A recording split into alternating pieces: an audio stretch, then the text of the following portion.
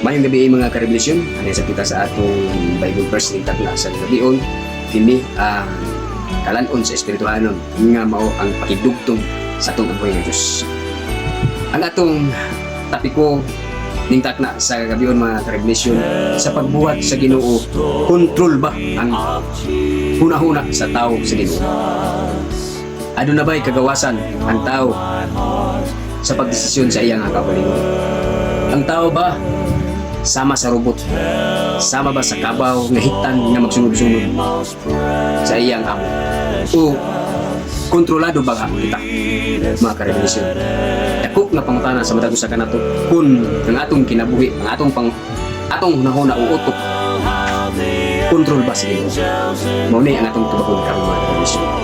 Ngani ato sang saysayan sa pagbuhat ang atong mga ginikana si Adan ug si Eva. Ano nalay pahinumdum sa Ginoo?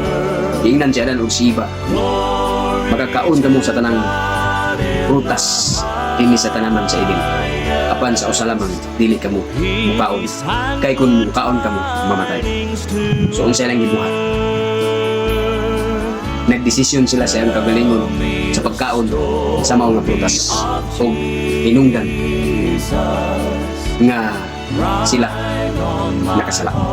Ug karon atong patubagon ang Genesis 4:6 lagay nini. Og si Jehovah miingon kang Kain, nganong nasuko ikaw og nganong nangilad ang imong panagway? Siti, kung maayo ang imong gibuhat, kini dili ba pagadaigon? O kung dili ka magbuhat og maayo, ang sala nagahayad sa ganghaan o kanimo mamao ang iyang imuha. Apan ikaw nagabuot nimo. Mga karebelasyon, ang Diyos wala gyud magkontrol sa atong mga kaisipan.